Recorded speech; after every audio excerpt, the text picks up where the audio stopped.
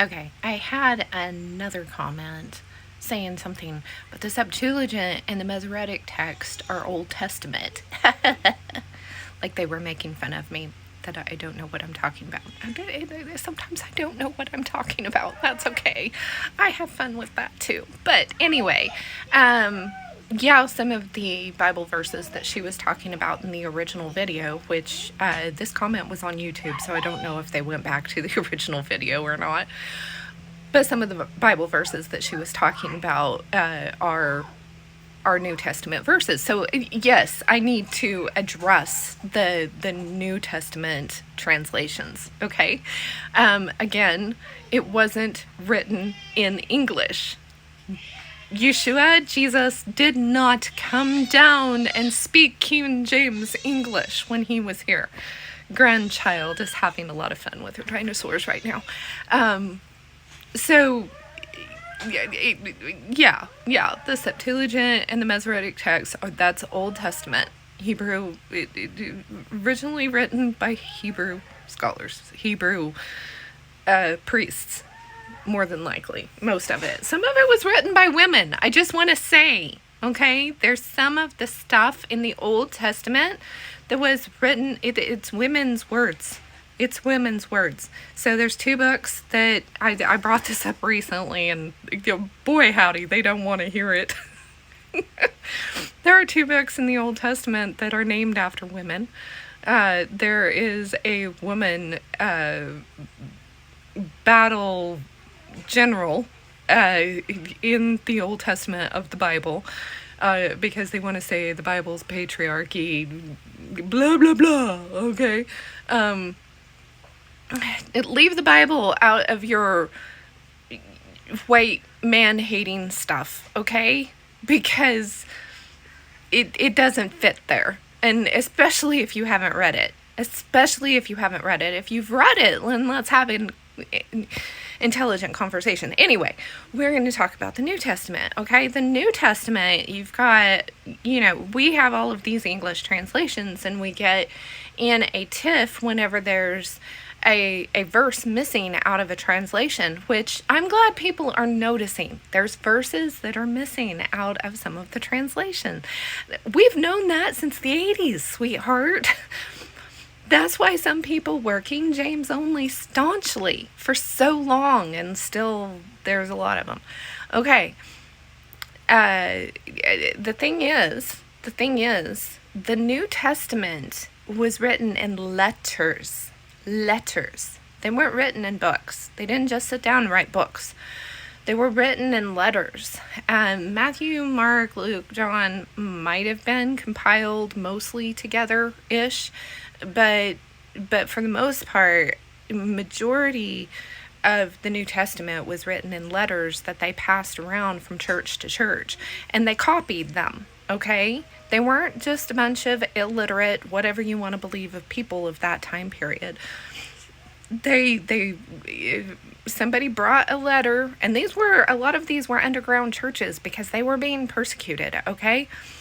So somebody would bring a letter from one town to another. They would copy the letter and then send more copies out as people were going and doing their business, okay? And so they were copies of copies of copies of copies. And when they're going back and they're doing the translations of those, whenever the Catholic Church kind of conglomerated, it put everything into Latin, of course. None of it was probably written in Latin. Very unlikely that any of it was written in Latin. Some of it could have been, but very unlikely. The dinosaurs are getting violent in there. Just having fun. But it wasn't written in Latin.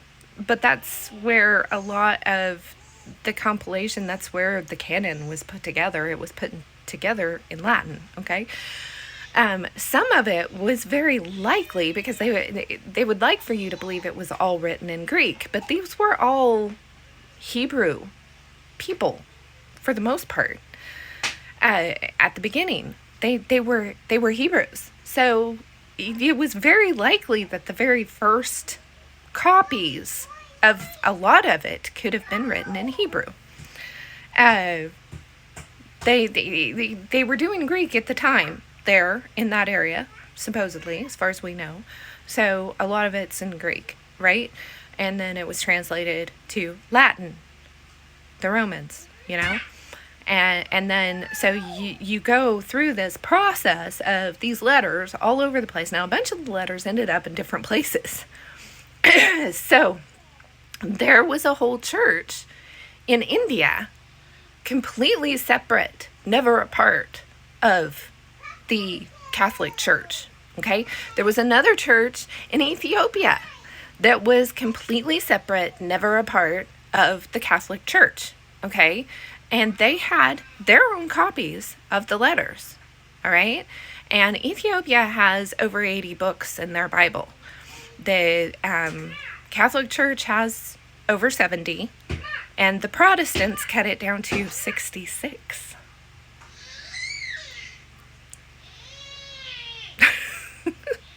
So, if you can hear that, it's hilarious. She's got quite the imagination, like her mother. So, the New Testament, there's going to be copies that this verse is not in there. And they weren't written in chapter and verses. They were not written in chapter and verses. These were letters. Okay? So they were written like a letter. And neither Greek nor Hebrew had punctuation. So there was no capitalization, punctuation. It was just written all together. So somebody else had to go in there and put the punctuation, the capitalization, and the verses, the verse numbers, and all of that kind of stuff. And that is a whole process, and there's a whole history to that. So that's a whole nother thing. And then you turn around and you put it in English. Well, which letters are you going to use? The letters that have, this letter has this is missing this particular sentence, but this letter over here is missing this particular sentence. So what they do is, like the Geneva Bible, the Wycliffe Bible, the King James Bible, the older ones, you're going to have a majority of, they're going to take, okay, this one has this, and this one has this, and let's put those all together. But then you get to the NIV and stuff, and they start taking things out. They're either using only one copy, they're not using more than one copy or whatever. That's why reading the foreword is a good idea, because then they tell you how they kind of took the translation, how they, what copies they were using, okay? But it's all copies, all of it is copies. As far as we know, what Moses originally wrote or what David originally wrote doesn't exist, all right? That it's old. And if they were using parchment instead of stone like they did in Samaria and stuff like that. Now, the thing is that a lot of this stuff we can corroborate with stones in Egypt, Samaria, throughout Mesopotamia, Babylon, and in different places, because the same stories were told, but again, there's variations of the stories. So, anyway, there you go.